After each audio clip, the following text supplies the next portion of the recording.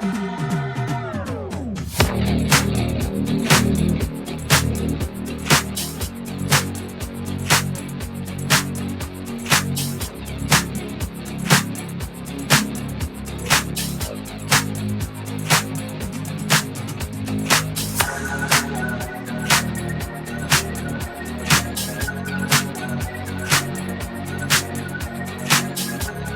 right, welcome back to the channel. Today we've got something new. So it's the 2025 Alpina XB7. And this is our first XB7 in quite some time. I think the last one we had was maybe model year 22 or 23.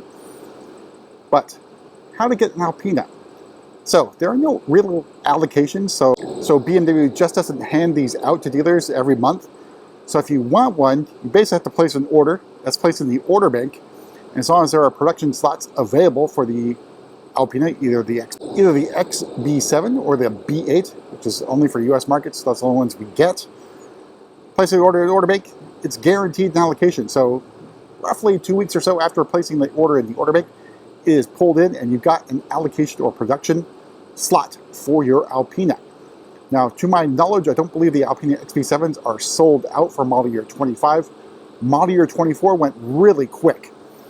Let's go over this Alpina XB7, so it's a G07 chassis. This is for store inventory. It is finished in individual Jerez Black, which is a color, I believe, from the E9x M3 days. So it's a really dark blue. And there are some elements of purple in the paint. And let's begin up front here. So we got crystal headlights, which are standard on the vehicle.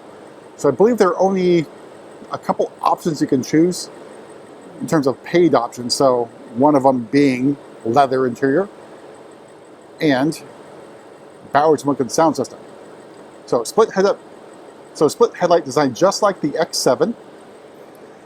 Our grille just like the X7. And you can see parking assistance camera there, standard on the vehicle, and driving assistance pro.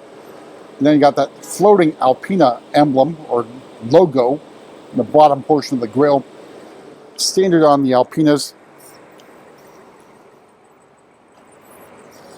Then over on the side, we got the Alpina specific wheels. They are style CS16. They are 23-inch wheels with the trademark 20 spokes. So you got the Alpina logo in the middle there, which is of course the carburetor and camshaft, I guess dual carburetor. Then the brake caliper is blue. I'm not sure, I don't think it's Alpina blue, but with Alpina branding on it. Let's take a step back so you can take in the side profile, just like the X7. We'll make our way to the back. This is some more Alpina touches. So you got the Alpina XB7 emblems in chrome. You got that chrome strip going across the back of the XB7. I will note this is prior to PDI, but I was able to get some of the grime off this one with a quick run through the wash. Doesn't always happen, but I'm glad I was able to do it for this car.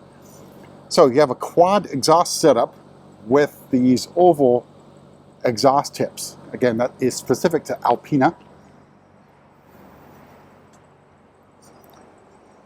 We'll make our way around the car, go inside, go over pricing and options on this very lovely XB7.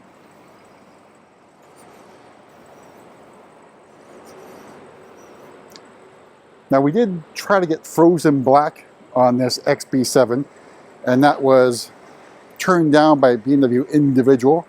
So they had some problems with some of the bumper stuff not being able to be painted in frozen black.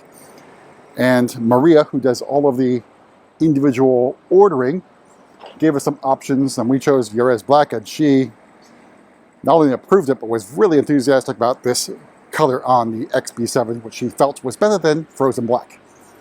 And I think I'd agree with that. So opening up, we have the black merino leather. I guess the one downside is with the Alpinas built over here in the US, they don't get sent back to the Alpina factory. And I should say, India has purchased Alpina. I'm not sure if it's finalized yet, but they'll be brought into the fold as BMW. I'm not sure what's going to happen with the Alpina stuff. But we've got standard seats just like on the X7. I'll say going back to leather, Lavalina leather is a hallmark of Alpina, which appears only on the steering wheel. But otherwise, the seats are the same as in the X7. Adjustments down here for side bolster, lumbar support, and a powered chrome catcher here, and upper backrest adjustment. And Alpina badging on the door sill. Door card, all leather with contrast stitching. Barrels Winkin sound system. All right, so in front of me, this is the Alpina steering wheel, just like on the X7 non-M Sport version. So you got Alpina roundel, if you will, right there. Alpina stitching in Alpina green on the lower portion, and then Alpina blue on the top portion. That's a little bit hard to see there, but it is Alpina blue. In front of me, then we got the iDrive 8.5 live cockpit with the Alpina lettering here. This is in Sport Plus mode. Then we've got your heads-up display standard on the vehicle. The rest of the curved display, which of course is not working because it hasn't gone through PDI yet. It is out of transport mode. Then the trim here is the Alpina walnut black trim, which looks really elegant. And then you got the XB7 light-up elements just like on the X7. Got your nipples for the climate control. Then some BMW Alpina XB7 badging here above the cup holders. Glass controls, or crystal controls, for the start-stop button.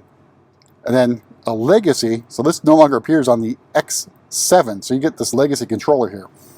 Plus the iDrive controller with Alpina emblem engraved into it. Really nice touch.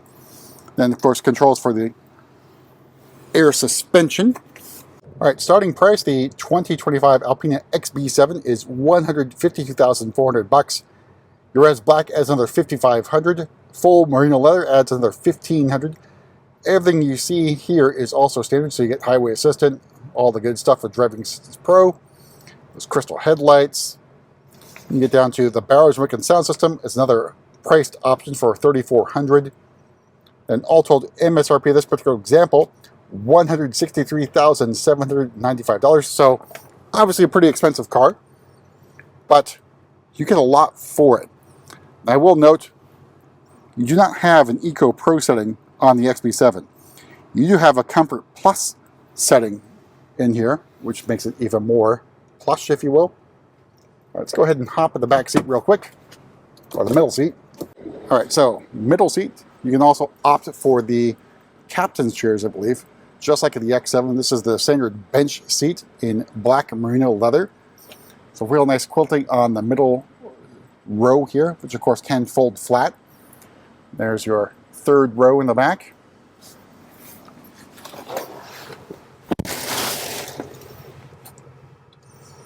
All right, and here's a view of the cockpit for the back seat, taking in all those Alpina details.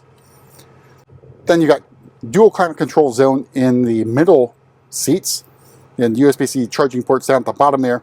There's no X7 sort of cup holder thing down here. Then travel and comfort system means you have USB-C charging ports in the back of each of the front seats.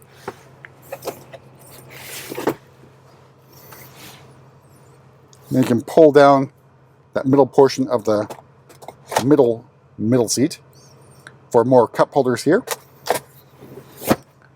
Fold that back up.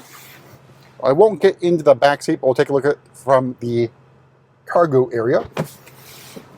All right, make our way to the back, and we can use our kick to open. We use our kick to open.